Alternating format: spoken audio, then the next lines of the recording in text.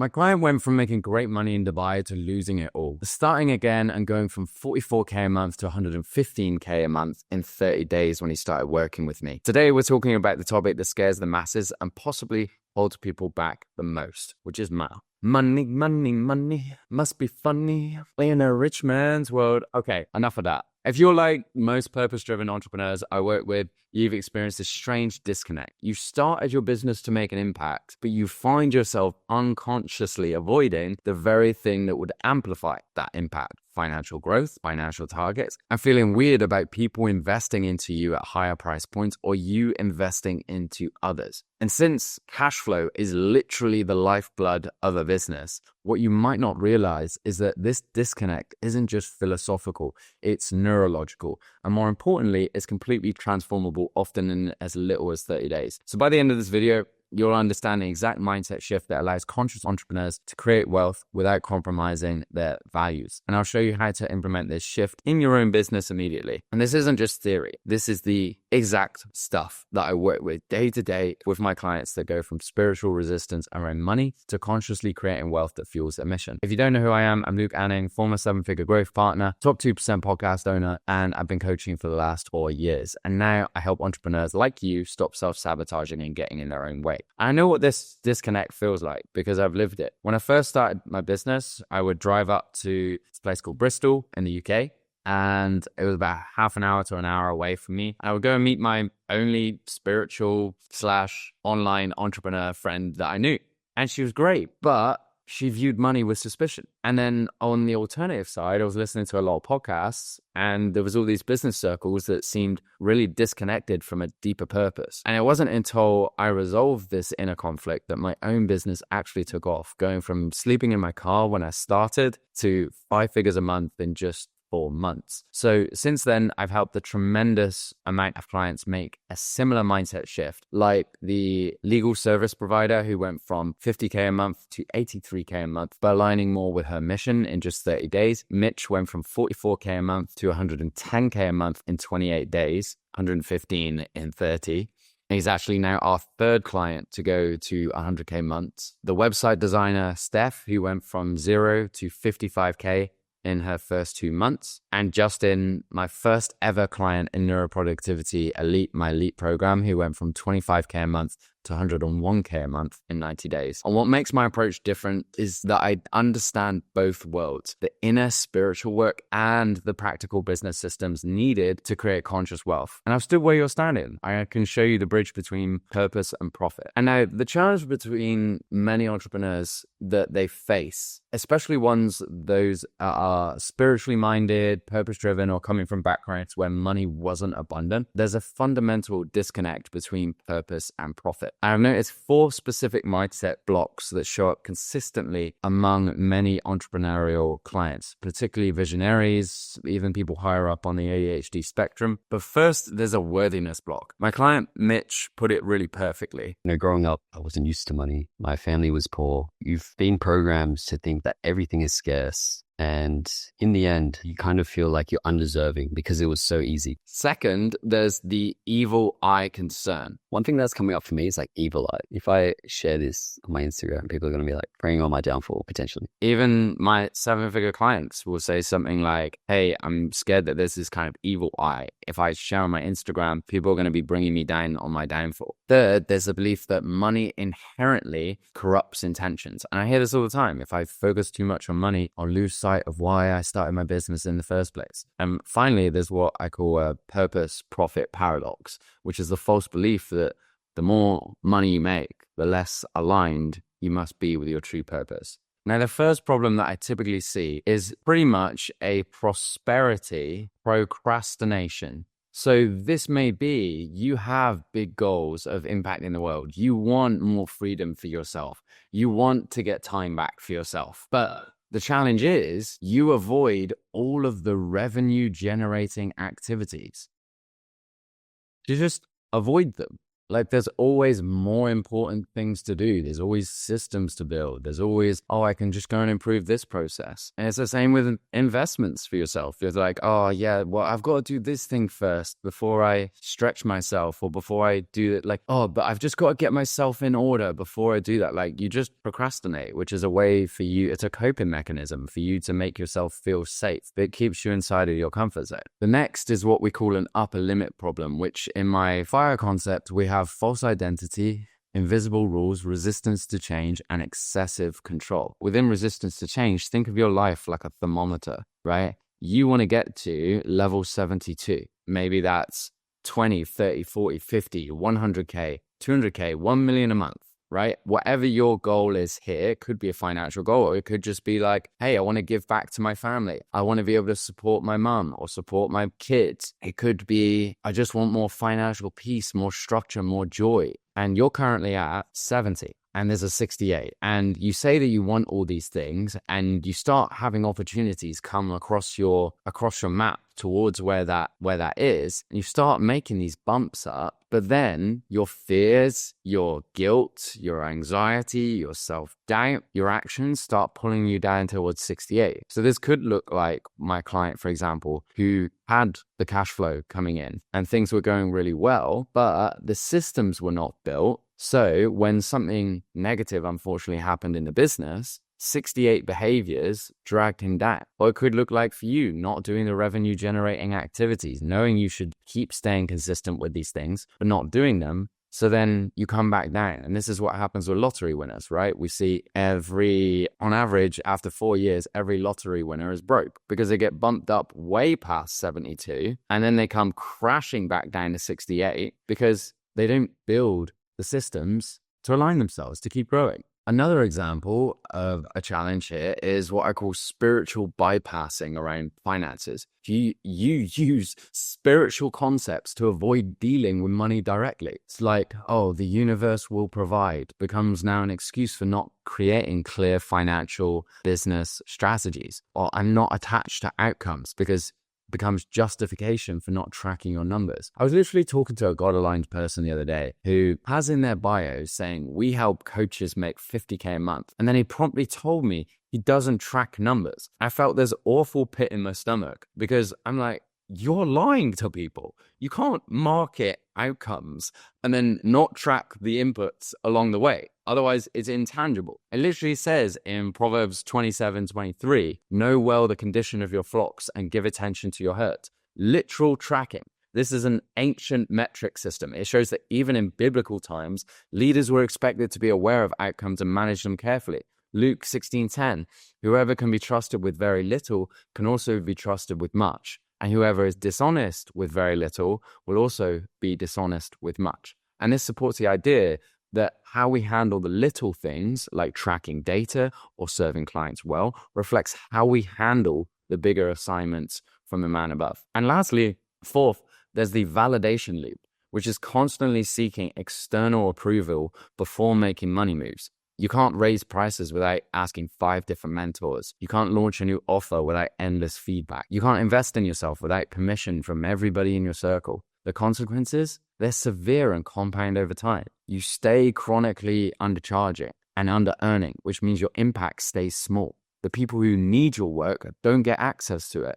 You burn out trying to serve everyone at low prices instead of serving the right people at value-aligned prices. Physical symptoms emerge. Eczema, psoriasis, sleep problems, anxiety attacks. You skip the gym. You skip relationship time. Your body literally manifesting the internal conflict and your life being a reflection of that. You're always busy because you're hustling super hard because you don't know how to build financial systems. Your relationships suffer as financial stress creates tension at home, and you constantly tweak strategy even though you've got one that's been proven to work, meaning your team and yourself feel like you're constantly failing and sitting down to work being like, wait, what was I meant to be doing again? It's just borderline ADHD chaos. And perhaps most painfully, you stay trapped in a constant state of knowing you're capable of more, but never quite reaching it. That gap between your potential and your reality grows wider every single year that you don't change. And this isn't just about money. It's about the impact that you're meant to have in this world. And you know what's fascinating is that these money mindset blocks aren't just philosophical, they're neurological. Your brain physically changes based on your money beliefs. So when you grew up with messages about money is scarce, difficult to obtain, or somehow dirty, your brain creates neural pathways that actually trigger your amygdala, your brain's fear center, when financial opportunities arise. So look at it like this. This diagram shows how your brain makes decisions under emotional stress, like money fears or growth pressure. And this is your brain's first alert system, the early sensory process. It picks up raw signals from the outside world, like seeing a high-ticket invoice, a Stripe notification, or hearing someone say you need to raise your prices. And these signals are instantly passed to two areas. One, your LPFC, which is your lateral prefrontal cortex. This is your logical, rational decision maker. This handles things like business strategy, pricing decisions, long-term planning, goal setting. But here's the catch. The LPFC can't do its job clearly if it's being hijacked by fear responses from below. That's what happens when someone knows they should grow, but freezes or panics or makes excuses as to why they won't do it. And this is the orbital frontal cortex. This is the integrator. It balances your emotions with logic. Think of it as the bridge between emotional signals from the amygdala and rational thinking, LPFC. It decides how much weight to give to your emotional versus logical inputs. But if your orbital frontal cortex is constantly led from fear, from the amygdala, can you imagine where you'd be? It overrides logic and feeds emotional biases into your decisions. And then we have the amygdala, the fear and emotional memory center, the green bubble. This is the star player in your self-sabotage. The amygdala reacts to perceived danger, real or imagined. If you've built beliefs like money causes conflict, success makes me unsafe, I'm not good enough for the next level, I'm not worthy of my success, I shouldn't charge high prices, or any kind of limiting money beliefs like I don't set financial targets because that's not aligned with me. Or when financial opportunities show up, the amygdala freaks out. It literally is like emotion. It triggers those responses like anxiety, guilt, shame, shutdown, procrastination. And then we have the late sensory process. This is when your brain is already emotionally reacted and now you're processing the meaning or aftermath. So you might feel drained after a sales call. You might feel frozen after opening your Stripe dashboard, or feeling like you can't make decisions there and then in a moment of when you have a conversation to change your life. It reinforces the emotional memory. And then on the right side of the diagram, you can see the rational feedback, which comes from the LPFC, your logic, and the emotional feedback, which comes from your amygdala, the fear. Your brain constantly loops these back into a system to learn what's safe or dangerous. If fear wins too often, that loop hardwires self-sabotage. So what does that actually mean for you? If your amygdala is overactive and your OFC is too influenced by fear, then even when you logically want to make more money, your body and nervous system won't feel safe doing it. It's why sometimes when people listen to their intuition on things, that's not the best guide because it's been wired in alignment with your past original programming. That's why you keep finding yourself procrastinating, undercharging, or backing out of the big moves that would expand you. But because of neuroplasticity, you can actually retrain these exact circuits. When you take consistent, aligned action despite fear and pair money with meaning and safety, you have a purpose for your money, you reduce amygdala reactivity and strengthen your LPFC. You're literally rewiring your default. And I've seen this transformation happen multiple times in a short amount of time with clients who were previously stuck for years. The brain's ability to change is remarkable when given the right environment and right frameworks. So take my client who went from 44K to 110K a month. Because there was fear popping up around him doing things, but because I was there as an accountability measure to make sure that things were followed through on when amygdala started firing, and I created a bigger consequence on the other side of that, This changed the relationship with money and value. The shift happened in his neural pathways, then in his business results. It's not just mindset, it's neuroscience. Your brain physically changes based on how you were raised to feel about money, and you need to make a decision to change that. Because otherwise, what's that going to cost you? So how do we make this shift from seeing money as something to fear or avoid to seeing it as a powerful tool for your mission? It starts with a fundamental reframe that I share with my clients. Money is going to circulate regardless. Let that sink in. The money in our economy is going to flow somewhere. The question isn't whether money will flow, it's whether it will flow through conscious, high-performing entrepreneurs like you who will direct it toward positive impact, or through those who don't. As I said in this interview with Steph, it's our responsibility to be as rich, wealthy, and abundant as possible, because it's going to then circulate to good causes and not some wild, degenerate stuff. And Mitch describes this shift really beautifully as well in our interview. He said, operating at that frequency of abundance and magnetizing and attracting has only really benefited my life. And even through my agency, just being highly focused on the quality of service and not about how much money is being generated is what has led to the growth that it has. And he continued with saying, if you operate at this frequency, whether you're just authentic and genuine with pure heart and pure intentions, there's no other option but for the universe to reward you. And Steph, another client, just said, if I become more abundant and wealthy, it only gives me the opportunity to give to more people. It actually serves no one else if I'm I haven't brought in much in terms of money and resources. This is the core of conscious capitalism.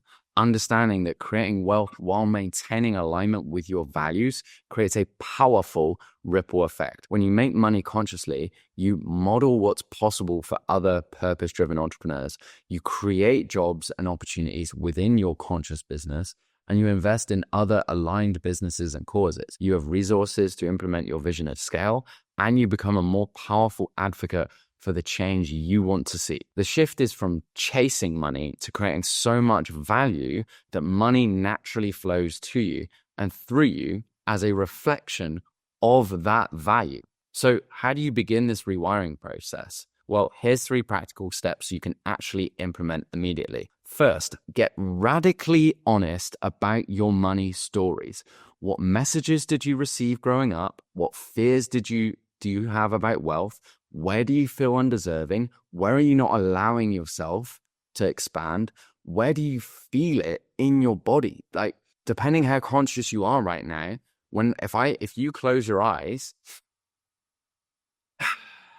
and exhale, when I say these words, what comes up with you? Like, I actually want you to answer this. Like, what comes up for this? When you answer this, what does this come up with? Money, expanding your business, scaling,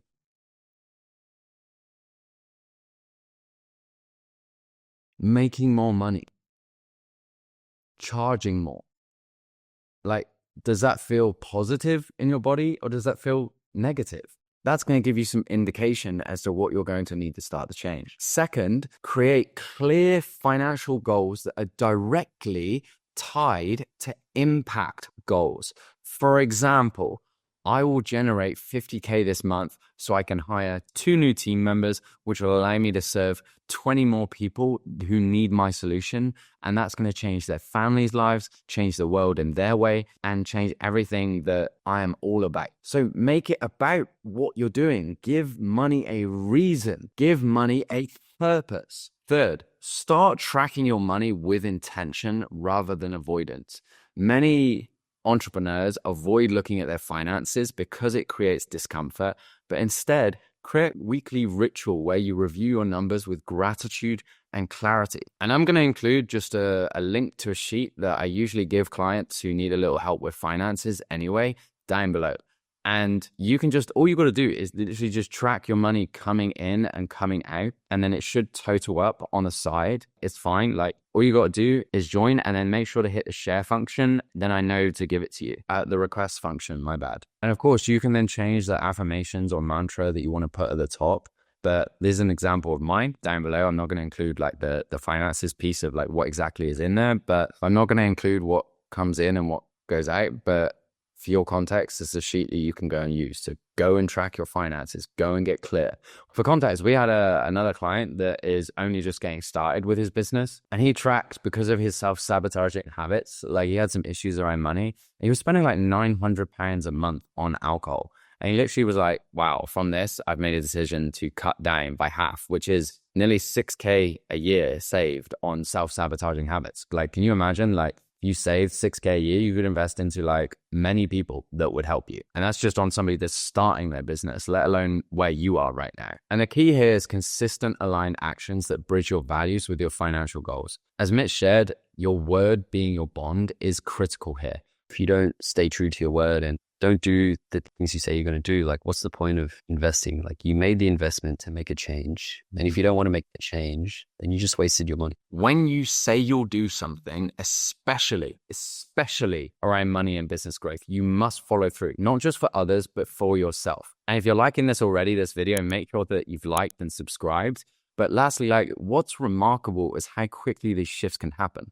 My client went from 44K to 115K in a month. That's monthly incomings, not by spending months in therapy, unpacking childhood money wounds, not by implementing new business strategy, definitely not by procrastinating on his decisions. He implemented these exact steps while maintaining complete alignment with his spiritual values and authentic purpose. And the journey to having more of a conscious capitalist approach begins with this internal shift from seeing money as something to fear or avoid to recognizing it as a powerful tool for your mission. The journey to a more conscious approach around money starts with your beliefs, but it doesn't end there, because once you start attracting more income, the next challenge is this.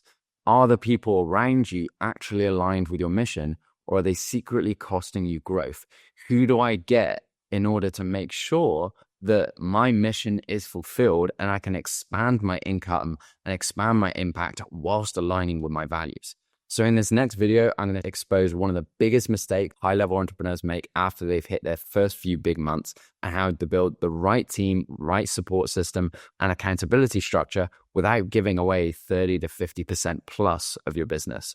So hit subscribe and I'll show you how to go from money alignment to people alignment, because the truth is the wrong partnership will kill your growth faster than a bad funnel ever could. And if you want me to send you the next video, and when it comes out, this is not out on the channel as of yet, at the time of making this video, then drop money down below in capitals and I'll make sure to send it to you and notify you as best as I can. With that said, see you in the next one. Bye.